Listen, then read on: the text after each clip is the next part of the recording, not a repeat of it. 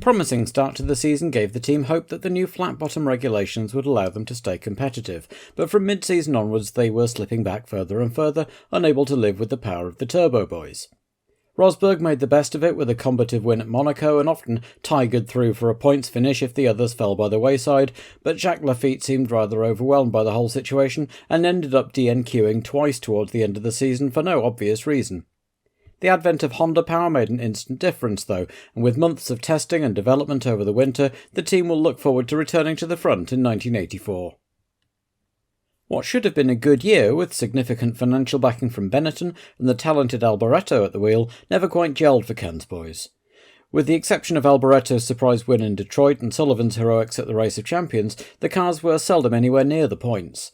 The team never got into the refuelling game, reliability was always an issue, and Ken Tyrrell spent much of the season antagonising other teams by protesting this and that innovation and continuing to campaign for the banning of turbocharged engines. Unfortunately, it became increasingly obvious through the year that a turbo engine was a must to remain even remotely competitive. Will Ken be able or willing to get a deal done in time for the next season? You would never know that the striking BT52 chassis was designed in a hurry to take account of the new regulations. It was quick right out of the box and won on its debut in Brazil. BMW engine reliability had improved from 1982 but was still problematic, and the team seemed to fade mid-season before Piquet rallied late on to take the title, largely by driving circumspectly and doing all that was needed. Patrese, on the other hand, broke down 10 times over the season. It seemed like he was just unlucky, but there were also suggestions that he'd simply driven the fragile car to destruction. Whichever is the case, he remains a big doubt for 1984. Like Williams, the McLaren team looked good early on, particularly that great drive in Long Beach, but then, like Williams, they slipped back as the season hit the run of fast circuits. The tag engines look promising, but they haven't actually finished a race yet. Presumably the Porsche guys will be spending the off-season trying to iron out the wrinkles. Watson had more luck than Lauda overall, but hasn't yet been confirmed for 1984. After 5 years at McLaren, perhaps the team are on the lookout for younger talent. Nicky, meanwhile, looked more like he was going through the motions and waiting for a more competitive car. Considering that the ATS car had the exact same engine as the title-winning Brabham, though not the witch's brew that Bernie's team were putting in the tank, they really should have done better. Maybe Winkelhock is not title material, but he's no slouch and his qualifying form was pretty good. The car was seldom up with the front runners, but if they'd avoided breaking down every time, Manfred should have had points. Much of the problem was owner Gunther Schmidt, whose ferocious temper saw a constant turnover of staff and whose reluctance to spend money meant parts weren't replaced until they wore out. Even when the car didn't break, the Goodyear tyres were left behind by their competitors later in the season, which just put the tin hat on the whole sorry affair. The death of Colin Chapman in the off-season threw the team for a curve, and then the 93T chassis designed around the Renault turbo engine turned out to be a bit of a dog. In fact, Mansell had the best end of the bargain after being kept in the old car for longer.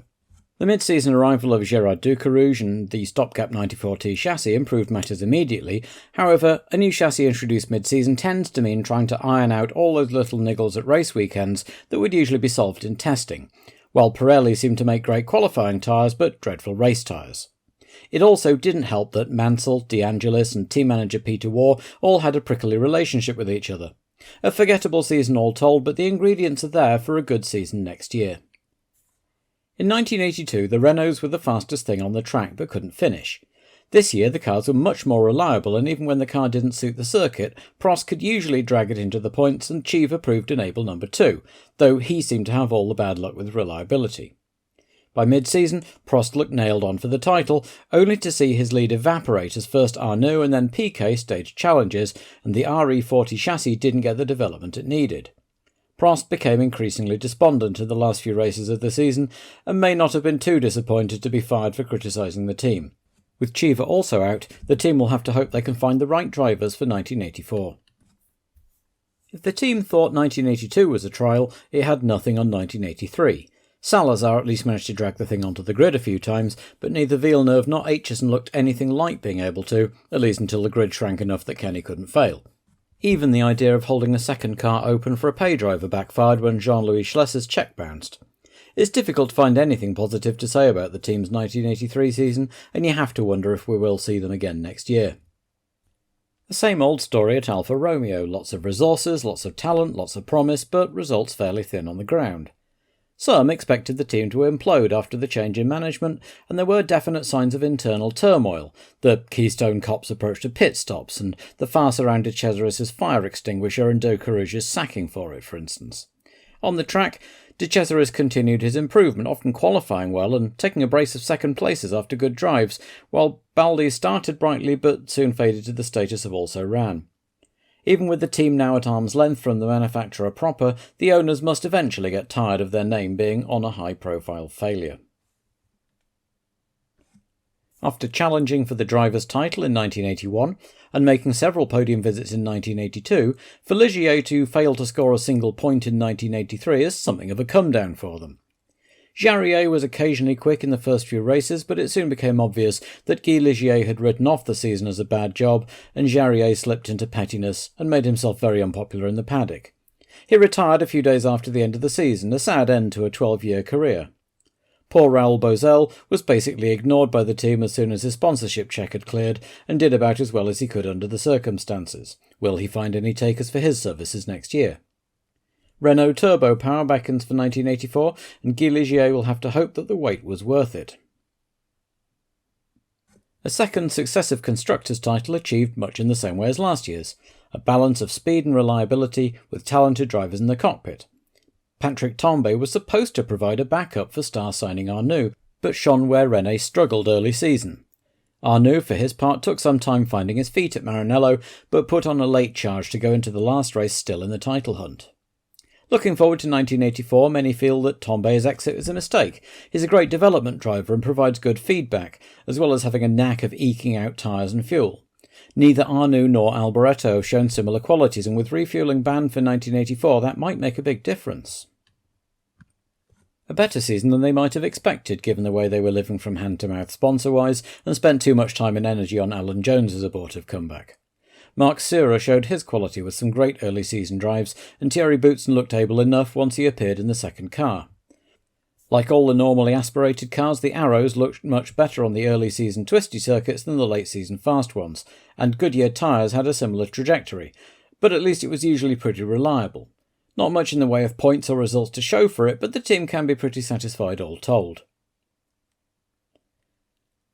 The little Osella outfit had a rough first 2 years in F1, and their third was better in that no one died, but not much improved on the track, with the team usually struggling to qualify both cars.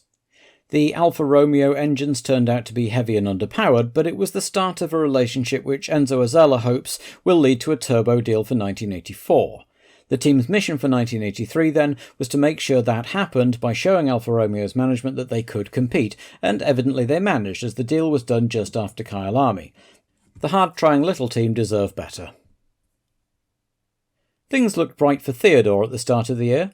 The merger of Theodore and Ensign provided Mo Nunn's management and Terry Yip's money, and Guerrero and Chicotto seemed up for the challenge, with the Venezuelan rookie scoring the team's first point since 1981 at Long Beach.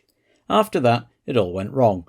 The car started slipping down the order, Teddy Yip finally got tired of pouring money into the sport, the Goodyear tyres started losing the tyre war, and the series arrived at the faster circuits. In the end, both drivers lost their personal sponsorship, Yip and Nunn fell out, and all in all it will be a genuine surprise to see either the Theodore or Ensign names in F1 next year. Like the Brabham, the Toleman car was built in a hurry once its predecessor had been binned by the new regulations. The replacement tested well and qualified excellently in Rio.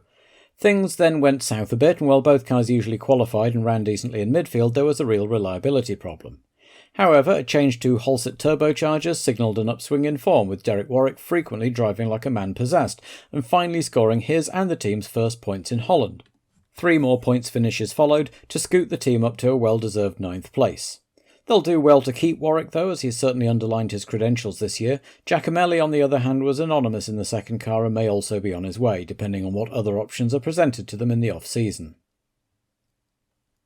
It's difficult to assess Spirit Honda based on just under half a season, but there were flashes of promise from the car on the rare occasion that it worked, and Stefan Johansson has done his career hopes no harm with a series of gutsy drives.